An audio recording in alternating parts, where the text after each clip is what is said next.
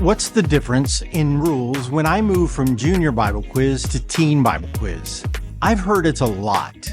In this short video, I'll show you what's different when you move from JBQ to Teen Bible Quiz's entry division, XP5. Let's go. Here we go! I took the official guidelines for JBQ, updated July 2023, and compared them to the Simplified rules for Teen Bible Quiz, updated August 2023, to find out what's different.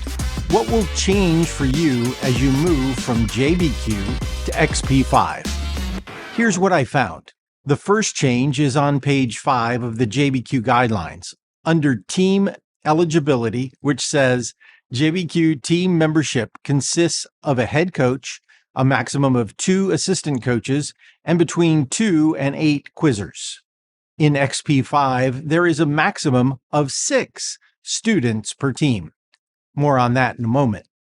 Now turn to page 6, Match Guidelines, and number 1 under Match Preparation, which says, all questions shall be taken from the current official Bible Fact Pack.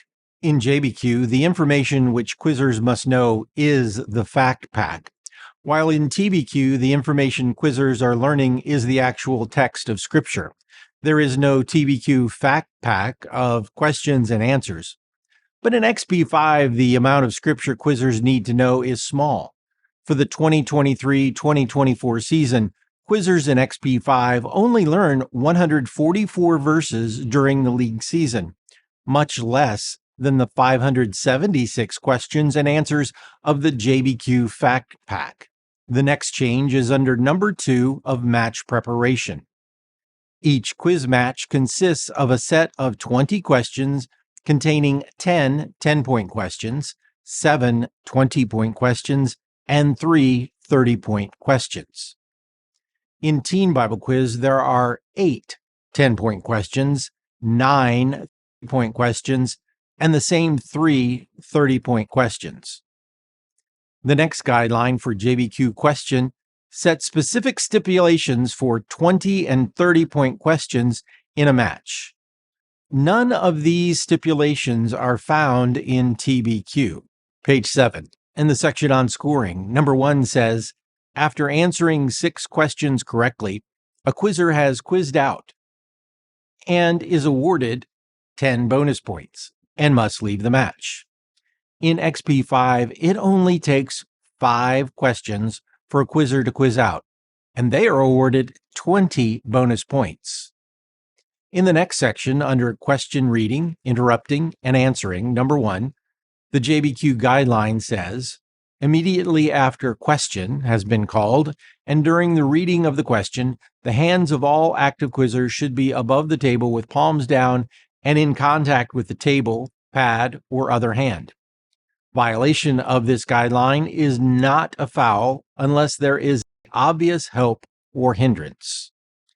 In XP5, violating this guideline will always be a foul, regardless of help or hindrance. Here's an interesting difference. Guideline number 8 in the same section on page 7 says, a question is interrupted when the quizzer buzzes in before the formation of the last word of the question. And guideline number 10 says, if a quizzer buzzes in on or after the formation of the last word of the question, the quizmaster will finish that word. This means if quizmaster has begun to form the word with his or her mouth or lips, then the quizmaster should finish the word and there is no interruption. For instance, if the last word of the question is monkey, and the quizmaster puts his or her lips together to form the M sound, they should finish the word. The difference in TBQ is that there must be a sound. If there is no sound made by the quizmaster, the word has not actually begun to be spoken. But if the quizmaster makes any sound of that last word, then the quizmaster should finish the word and there is no interruption. So in TBQ, the quizmaster would need to actually make the sound for it to be interrupted. Page 8, and the section on timeouts.